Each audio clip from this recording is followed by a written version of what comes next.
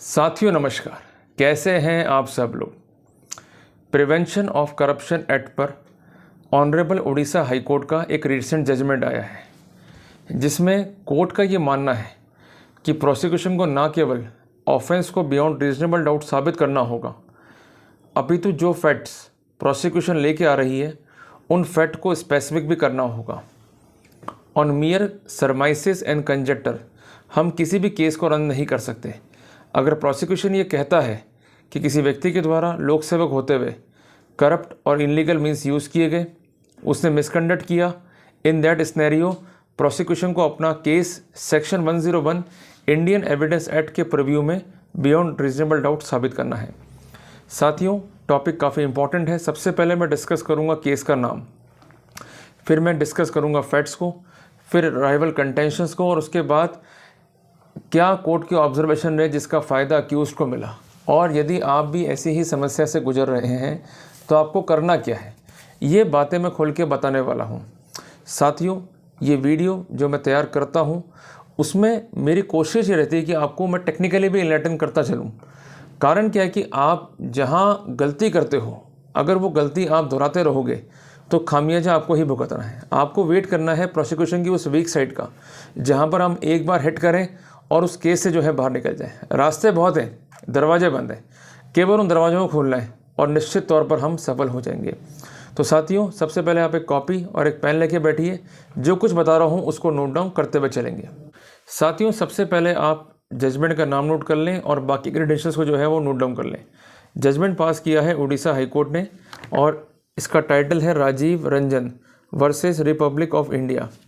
Judgement की date है 9 नवंबर 2022 और उड़ीसा हाईकोर्ट की कटक बेंच के द्वारा इसे पारित किया गया है, जिसका क्रिमिनल अपील नंबर है 327/2016।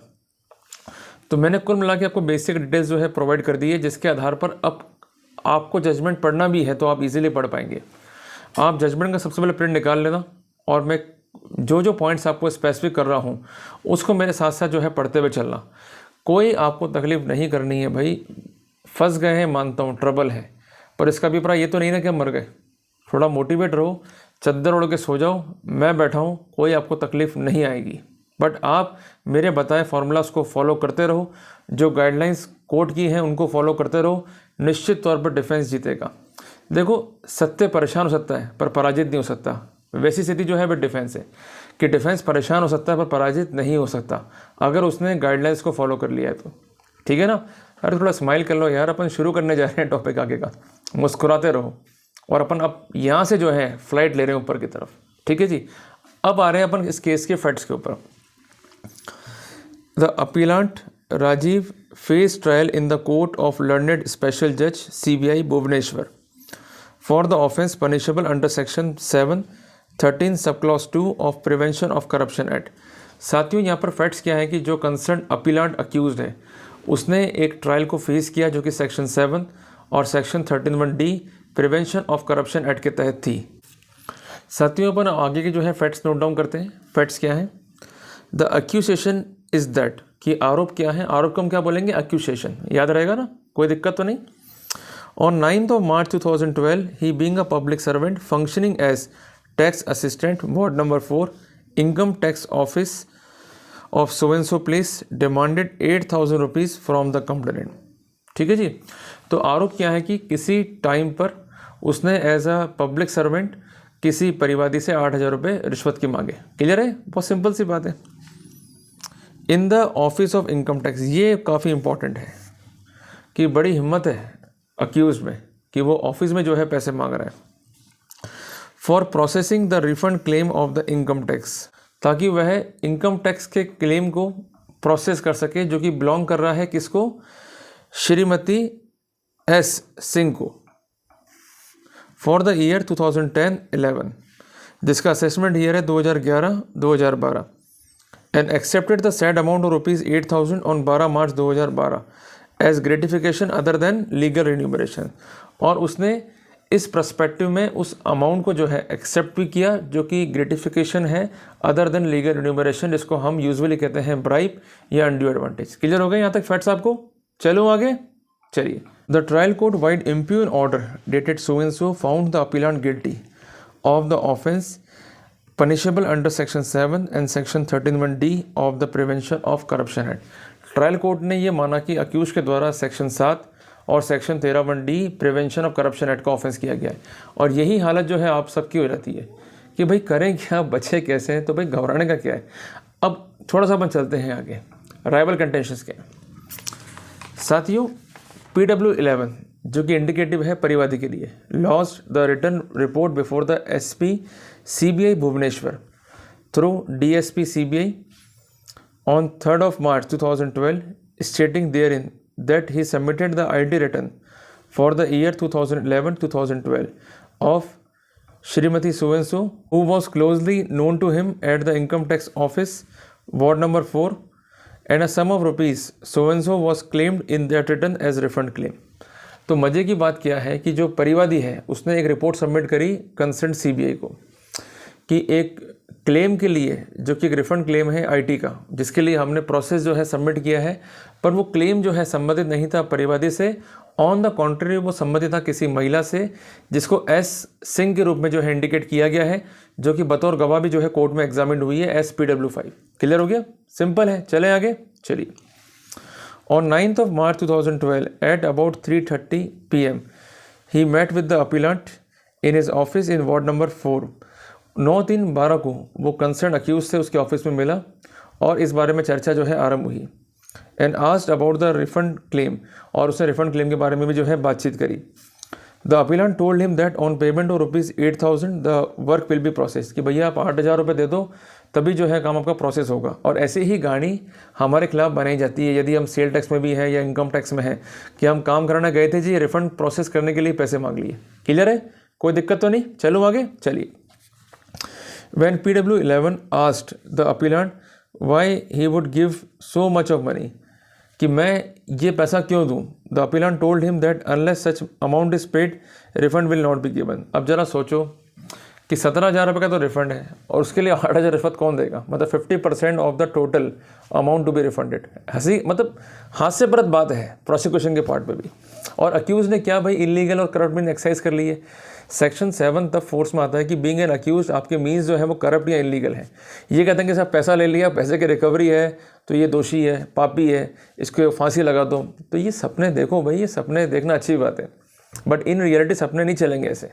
इन रियलिटी आपको ऑफेंस प्रूव करना होगा बियॉन्ड डाउट, और आपका जो कंडक्ट है वो भी एबनॉर्मल नहीं होना चाहिए। एक ऐसा कंडक्ट जिसको एक ऑर्डिनरी प्रूडेंस का आदमी बिलीव कर ले to exist and to be genuine, जबकि यहाँ पर जेन्युइन प्रोसिक्यूशन दिखाई नहीं देता है। क्लियर होगी बात ये, चले आगे थोड़ा सा चलिए। The appellant then asked PW11 to give ₹8,000 to him on 12th of March 2012 in the morning hours. PW1 stated in his report to take suitable action against the appellant। उसके बाद इसने एक रिपोर्ट दर्ज कर दी, उसमें लिखा कि भाई ये 12 मार्च 2012 को मुझसे रिश्वत लेगा, इसके विरुद्ध कानूनी कार्रवाई इनिशिएट की जाए और सख्त से सख्त कार्रवाई जो है की जाए। ठीक है जी, यहाँ तक स्टोरी खत्म हो गई प्रोसिक्यूशन की। अब थोड़ा सा अपन चलते हैं आगे। The return report was received from PW11। ये रिसेंट यहाँ पर काट देना, ये रिटर्न रिपोर्ट जो है रिसीव्ड हुई बाय द परिवादी, जिसे हम कंप्लेनेंट कहेंगे, तकरारदार कहेंगे, CBI ऑफिस पे, जिसको फॉरवर्ड किया गया टू द SP CBI। उसके बाद ये CBI को जो है फॉरवर्ड हुई कंसर्न डिपार्टमेंट को, where on 11 March 2012 mister MS Khan the SP in charge of CBI registered the RC number so and so treating the written report as FIR for the commission of an offence under section 7 of the PC Act against the appellant and entrusted the case to Mr. so and so the inspector of police CBI Bhubaneswar for the investigation। यही इस case का सबसे बड़ा जो है लेकुना रह गया, और अक्सर हमारे केस में भी ऐसा ही होता है। आप उठा के जो है देख लेना कि केस जो है A को दिया और A ने जो है आगे फॉरवर्ड कर दिया और उसने भी आगे जो है फॉरवर्ड कर दिया, जबकि ऐसा परमिसेबल नहीं है। आप दो चीज़ों को ध्यान रखो कि अगर किसी मामले में पब्लिक सर्वेंट को रंगे हाथों नहीं पकड़ा गया है, मैं बात कर रहा हूँ वर्तमान परिप्रेक्ष्य में, ये तो खैर ओल्ड केस है, तो उस परिप्रेक्ष्य में 17A PC Act का जो है काफ़ी इंपॉर्टेंट है। अगर रंगे हाथों नहीं पकड़ा गया है 17A के परिप्रेक्ष्य में आप सीधे FIR नहीं काट सकते हो। क्लियर हो गया। और दूसरी बात, सेक्शन 17 PC Act के परिप्रेक्ष्य में इंस्पेक्टर जांच के लिए एलिजिबल नहीं है। जांच करनी है तो DYSP या उससे ऊपर का अधिकारी करेगा, और डिफरेंट एरियाज़ के लिए अलग अलग कैटेगरीज जो है दी भी है, जिसके लिए आप धारा 17 PC Act का अवलोकन कर सकते हैं। कोई अपने को घबराने की जरूरत नहीं है। पर इन्होंने क्या करा कि जब जांच मिली एसपी को तो एसपी ने अपने हिसाब से जांच जो है सुपुर्द कर दी आगे इंस्पेक्टर को, जिसे हम कहते हैं delegation, but delegated powers could not be delegated further. जब किसी अथॉरिटी को स्पेसिफिक किया गया है तो वो अथॉरिटी उन पावर्स को फर्दर डेलीगेट नहीं कर सकती है, क्योंकि इसके लिए स्पष्ट प्रावधान प्रिवेंशन ऑफ करप्शन एक्ट या सीआरपीसी में नहीं है। इसके अलावा सुप्रीम कोर्ट ने बार बार ये कहा है कि the delegation of power is not permissible. ठीक है जी, क्लियर हुआ? चले आगे, चलिए। PW 13 जो इस केस का इन्वेस्टिगेटिंग ऑफिसर है, decided to lay trap on the appellant and requested DYSP CBI to arrange the official witness to act as a witness during trap. किसने कहा मुझे भाई ट्रैप करना है इसको, और इसके लिए जो विटनेसेस रिक्वायर्ड हैं उसको अरेंज करने के लिए इसने रिक्वेस्ट कर लिया DYSP को। PW 13 instructed PW 11 to report him at CBI।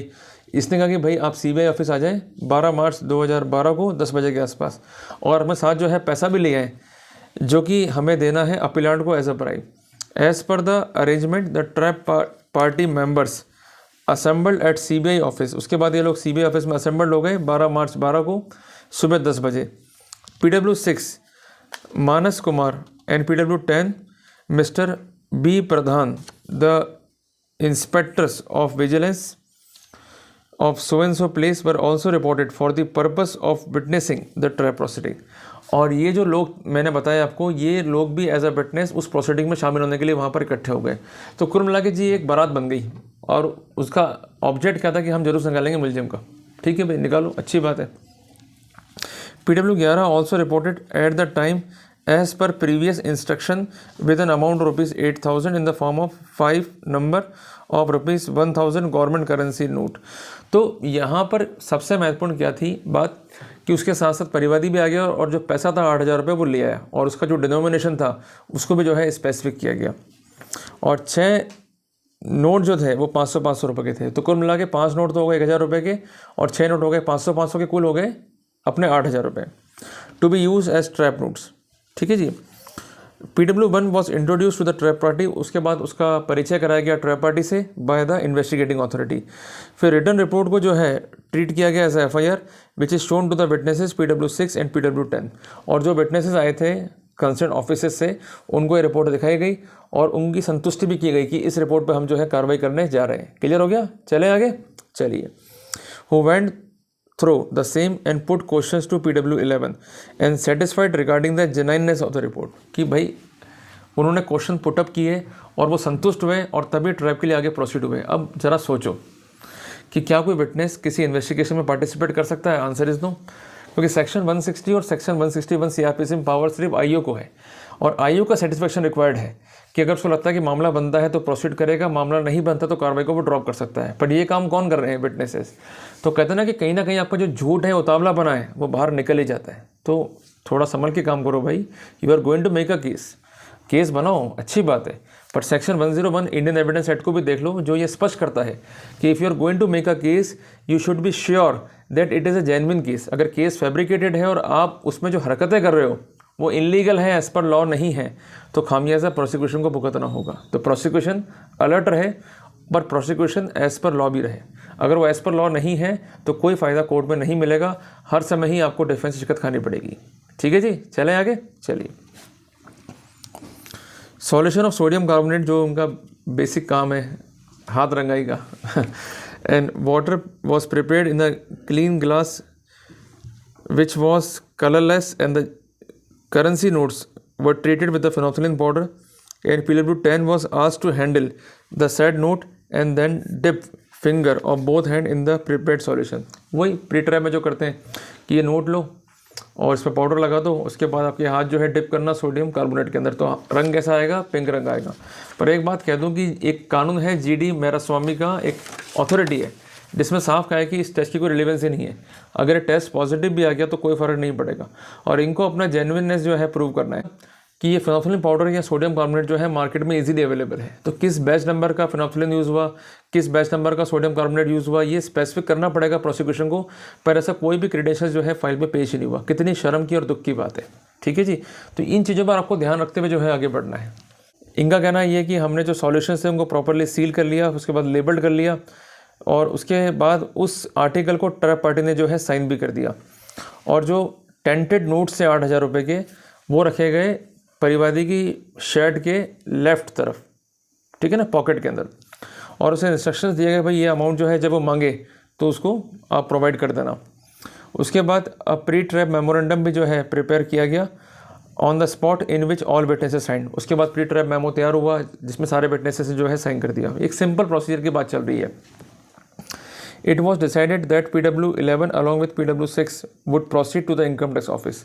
उसके बाद ये डिसाइड हुआ कि परिवादी और एक गवाह जो है अंदर एंटर होंगे इनकम टैक्स ऑफिस में, और इनको जो है भेजा गया मोटरसाइकिल पर, उस पीछे पीछे जो है टीम को रवाना किया गया।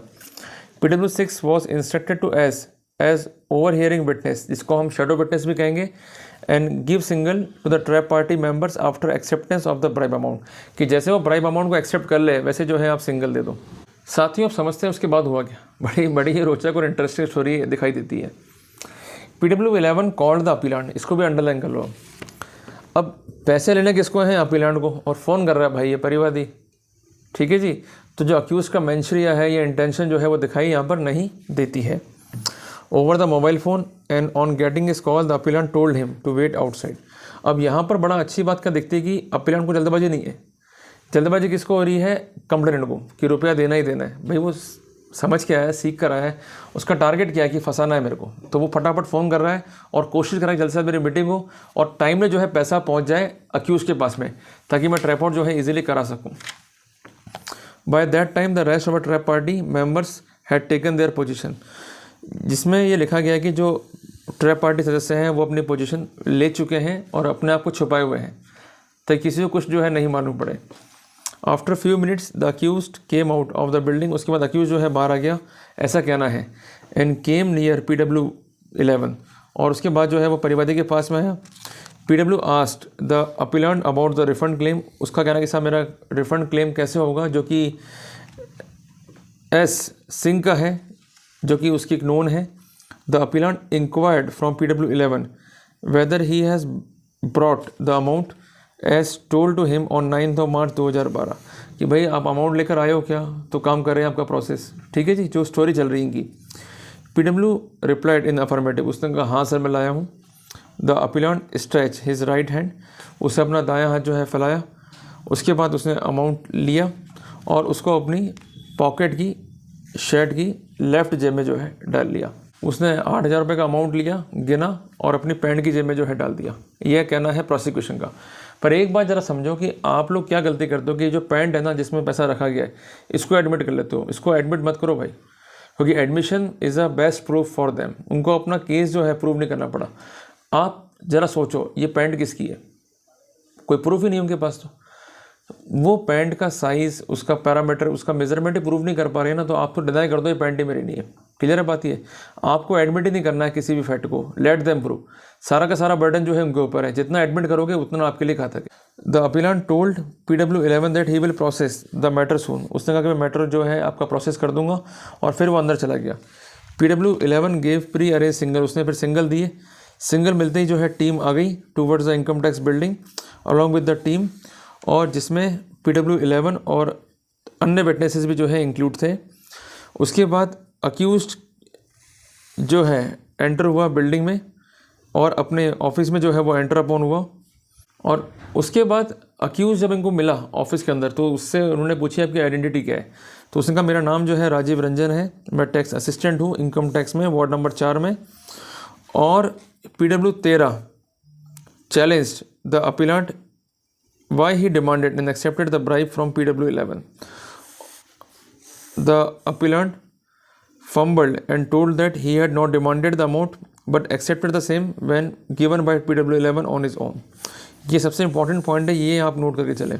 जो गलती अक्सर आप करते हैं कि जब टीम आई मौके से पूछा भाई आपने कोई अमाउंट वगैरह लिया है क्या, तो उसने कहा मैंने डिमांड तो नहीं करा पर मैंने अमाउंट लिया है, तो एक्सेप्टेंस अक्यूज के पार्ट पे था। ये गलती है, ये गलती आप लोगों को नहीं करनी है। Never accept that you have obtained the amount, ठीक है जी, बहुत मोटी मोटी बात है। और अगर डिमांड प्रूव नहीं हुई तो वहाँ पर केस भी स्टैंड नहीं करेगा। जिस पर्सपेक्टिव में 21 फरवरी 2022 का कानून है माननीय सुप्रीम कोर्ट का, जिसमें स्पष्ट है the demand is required to be proved by the prosecution. Clear है? Got the point? चलें आगे, चलिए। Being further questioned, the appellant admitted that the IT return of so and so was submitted by Mr. so and so and the same is pending for the processing. अब यहाँ पर attack था prosecution का pendency of work पे कि भाई फला फला का जो रिटर्न है आपको सबमिट हुआ या नहीं हुआ, या अंडर प्रोसेस था क्या नहीं था। तो उसने कहा कि फला फला का रिटर्न जो है सबमिट तो हुआ था पर ये अंडर प्रोसेस है। The hand wash off both the hands of the appellate were taken in sodium carbonate solution. उसके बाद इसके हाथ वगैरह धुलाए, इसका सॉल्यूशन जो है कलेक्ट किया गया और इसका एक मेमोरेंडम जो है तैयार किया गया। On being asked the accused took out the tainted notes from his left side of the pant and kept the same on the table. उसे नोट को निकाला और टेबल पे जो है रख दिया। On being instructed by the concern investigating officer, the concern witness compared the number of note with the number mentioned on the pre trap memorandum. उसके बाद नंबर्स को जो है कंपेयर कर लिया नोट्स के, और नंबर जो है वो सेम पाए गए। उसके बाद इन नोट्स को जो है एनवेलप में रखा गया, उन्हें ड्यूली सील्ड किया गया, और जो इनर साइड था of the left hand side from the pant pocket of the appellate was also washed in freshly prepared solution of sodium carbonate with water upon which the colour of set solution turn into pink. उसको pant को जो है उतरवाया गया, उसको भी जो है dip out किया गया, और उस पर्टिकुलर हिस्से का जो कलर था वो पिंक में जो है कन्वर्ट हो गया। क्लियर है। और जिसके लिए उन्होंने सैम्पलिंग का प्रोसीजर जो है वो डन किया। उसके बाद अपीलेंट को जो है अरेस्ट किया गया for demanding and accepting the illegal gratification from the complainant, कि आपने जो है इससे पैसा मांगा भी है और पैसा प्राप्त भी किया है। उसके बाद इसका अरेस्ट मेमो जो है वो तैयार हुआ। Post trap memorandum was also prepared. ये एक बेसिक प्रोसीजर है, इसमें घबराने का नहीं होता है। जो चीज़ें कर रहे हैं वो प्रिपेयर्ड तो होंगी ही होंगी, जिस पर गवाह ने और इन्वेस्टिगेटिंग अथॉरिटी ने अपने साइन कर दिए। फिर साथियों क्या हुआ कि रफ स्केच मैप, जिसको हम कहते हैं नक्शा मौका, ये तैयार किया गया, और उसके बाद डॉक्यूमेंट्स को जो है सीज़ किया गया, और सबमिट डॉक्यूमेंट्स को सीज़ करने के बाद इसके कंसर्न मेमोज जो हैं वो तैयार किए गए, और फाइनली चार्जशीट पेश हुई धारा 7 और धारा 13(1)D PC एक्ट में। ठीक है जी। अब आ रहे हैं डिफेंस, जो अपना है फेवरेट सब्जेक्ट। डिफेंस क्या था? Defense of the appellant is one of denial, and in his statement recorded under section 313 of CRPC, he stated that prior to the alleged occurrence, one Mr. B.D. Gupta has taken rupees 10,000 as loan from him, and the said loan was not repaid. There was misunderstanding and ill feeling between Mr. B.D. Gupta and him, and at the instance of B.D. Gupta, PW5, the assessee of ward number 1, resident of so and so, filed IT return personally showing her address as so and so. PW11 was a land broker, and he was set up by BD Gupta to file a false FIR against him. Further, it is pleaded that PW11 called him on 12 March 2012 over phone to take back a part of the loan refund amount, stating that the same has been given by Mr. BD Gupta, and accordingly he came out and PW11 handed over the amount to him. तो defence का जो plea है, उन्होंने क्या लिया plea कि उधार की थ्योरी ली कि बीडी गुप्ता से मेरा ट्रांजैक्शन था, उसने मुझसे लोन का अमाउंट लिया और ये अमाउंट चुकाना वो नहीं चाह रहा था, और जिस कारण उसने मोहरा बनाया PW5 को और PW11 को, जिस कॉन्सिक्वेंस में PW11 ने एक फॉल्स FIR कटाई, मुझे धोखे से बाहर बुलाया और ये कहा कि बीडी गुप्ता साहब ने आपका अमाउंट भिजवाया है और ये अमाउंट आप लीजिए, जिस कारण मैंने अमाउंट को जो है एक्सेप्ट कर लिया। हालांकि ये डिफेंस बोगस डिफेंस है, इस तरह का डिफेंस मत लो भाई। कारण क्या है कि अगर आप कोई चीज़ को एक्सेप्ट कर रहे हो ना, तो आप अपना जो स्कोप है जीतने का उसको कम कर रहे हो। आपको कभी भी ये जो लोन थ्योरी है या उधार थ्योरी है ये नहीं लेनी है, इसमें सक्सेस बहुत कम रहती है। आपको इंसेप्शन से चलना है कि भाई ये पैसा मैंने नहीं लिया है, ये पूरा का पूरा ट्रैप जो है फॉल्स है, और पूरा का पूरा ट्रैप जो है ये टेंटेड है। कारण क्या है कि जितना हम एक्सेप्ट करेंगे उतना ही जो है हम दुख पाने वाले हैं, तो इन चीज़ों को आपको एक्सेप्ट नहीं करना है। ठीक है जी, चलिए। और ऐसा करते हुए उसे लगातार जो है अटैक किया और ये कहा कि पूरा का पूरा ट्रैप जो है फॉल्स है और फैब्रिकेटेड है। प्रोसिक्यूशन ने अपने गवाहन को जो है पेश किया ताकि वो ऑफेंसेस को जो है वो साबित कर सकें, जिसमें PW1, PW2, PW3, PW4, PW5, PW6, PW7, PW8, PW9, 10, 11, 12, 13 ये जो है एग्जामिन हो गए। इसके अलावा डॉक्यूमेंट भी जो है इन्होंने एग्जिबिट करा दिए, और इसके अलावा जो सॉल्यूशन था और जो इसकी प्रॉपर सैम्पलिंग थी उसको भी कोर्ट में दिखाया गया, और इसके अलावा नोट को भी जो है कोर्ट में दिखाया गया कि भाई ये जो आर्टिकल रिकवर हुए हैं ये सस्टेन कर रहे हैं प्रोसिक्यूशन केस को। और डिफेंस ने कोई विटनेस जो है एग्जामिन नहीं करा। जिसके बाद ट्रायल कोर्ट के सामने 2 इश्यूज़ थे। ये इश्यूज़ काफ़ी इंपॉर्टेंट है जिस पर एविडेंस लीड करनी होती है, जिसको हम चार्ज भी कहते हैं। Whether on 9 March 2012 in the office room of income tax officer Udit Nagar, the accused being a public servant demanded rupees 8,000 from the complainant for processing of the refund claim of income tax assessee so and so for the financial year so and accepted the amount of rupees so and so as gratification other than the legal remuneration। कि क्या accused ने public servant होते हुए कोई amount को demand किया और ultimately amount को जो है उसने एक्सेप्ट किया, ये सेक्शन 7 का जो है इशू बनाया गया। और दूसरा था कि उस समय पर उसने करप्ट और इलीगल मीन्स का उपयोग करते हुए अपनी ऑफिशियल पोजीशन का मिसयूज़ करते हुए उन पैसों को एज अ एडवांटेज या एज अ पेक्यूनरी गेन जो है एक्सेप्ट किया, ताकि कोई ना कोई बेनिफिट जो है वो एसएससी को दे सके। ठीक है ना, जिस पर चार्ज बना 13(1)(d) और 13(2) PC एक्ट का, जिसमें कंटेंशन ये था कि learned trial court after assessing the evidence on the record has been pleased to hold that nothing substantial has been brought out during the cross examination to show that the tests conducted by him are not foolproof, not reliable, and evidence submitted by the prosecution are in question and that could not be relied upon। तो trial court का कहना है कि जो भी evidences आई है prosecution की वो रिलायबल है, कोई भी संदेह डिफेंस क्रिएट नहीं कर पाया, जिस कारण डिफेंस के तर्कों को नकारते हुए अक्यूज को जो है वो कन्विक्ट किया गया। अब इस जगह पर हम होते तो हम निराश हो जाते हैं, पर यहाँ पर अक्यूज घबराए नहीं, वो इमीडिएटली हाई कोर्ट गया और उसने अपील को जो है रखा। ठीक है जी, और उसने पॉइंट्स को जो है लगातार रेस किया। यहाँ पर जो काउंसिल से अक्यूज का उनका कहना है कि demand of illegal gratification is sine को बनाओ, जो कि आपको मैं हमेशा बोलते आ रहा हूँ कि डिमांड मस्ट है। अगर डिमांड नहीं होगा तो आप पर PC का मुकदमा जो है कायम नहीं हो सकता। तो आप डिमांड पर जोर दिया करो। जैसे आजकल टेस्ट हो रहे हैं ऑडियोमेट्री, वॉइस स्पेक्ट्रोस्कोपी, अगर वॉइस को हम ये प्रूव कर दें कि डब्ड है, हमारी आवाज़ नहीं है, तो भी हमको एक फ़ायदा जो है कानून में मिल सकता है। The prosecution failed to prove the case beyond reasonable doubt. The defence plea taken has rather been proved by the preponderance of the probability. तो एक चीज़ आप नोट रख लो कि डिफेंस प्ली को अपने को प्रूव नहीं करना है बियॉन्ड रीजनेबल डाउट, ये प्रूव करना है by preponderance of the probability regarding the acceptance of the money by the appellant towards the part repayment of the loan amount sent by mister BD Gupta. तो उसने कहना कि जो भी अमाउंट सेंड हुआ वो तो लिया ही है, बट ये अमाउंट रिश्वत का नहीं है, ये लीगल रिन्यूमरेशन है, क्योंकि ये एक उधार का अमाउंट है और ये BD गुप्ता द्वारा कंसर्न अक्यूज को जो है पे होना था। और जिस कारण हमारा कोई भी ऐसा मोटिव नहीं रहा कि हम सेक्शन 7 का जो है ऑफेंस कमिट करें। कोई भी ऑफेंस जो है बियॉन्ड डाउट प्रूव नहीं हो पाया है और हमें जो अपना स्टैंड रखना था, जिसका फॉर्मूला है प्रीपोर्डेंस ऑफ द प्रोबेबिलिटी, जिसको हमने बखूबी जो है रखा है। He contend that in the case of bribery mere recovery of money, की रिकवरी ऑफ मनी भी है तो ये सफिशिएंट नहीं है कन्विक्ट करने के लिए। इसके अलावा कोई भी काम जो है पेंडिंग नहीं था परिवादी का कंसर्न अक्यूज के पास में। And the version of the complainant with regard to demand of illegal gratification is not believable, कि जो कंटेंट दिया है उसने परिवादी ने कि ये अमाउंट मांगा गया है और लिया गया है, ये स्टैंड भी जो है बिलीवेबल नहीं है, इस पर अपन रिलाई अपॉन नहीं कर सकते हैं। He further submit that filing of so and so personally by PW11 on so and so date and thereby meeting with the appellant on so and so date and prior to the same is a doubtful feature। एक important बात आप समझें कि जो ID return submit किया गया है वो सबमिट किया गया है 8 सितंबर 2011 को। उसके बाद फर्स्ट मीटिंग कर रहा है जहां डिमांड है 9 मार्च 2012 को। जरा सोचिए कि इतने लंबे टाइम बाद डिमांड कौन करेगा, तो यहीं से स्ट्रक्चर जो है डाउटफुल दिखाई देता है।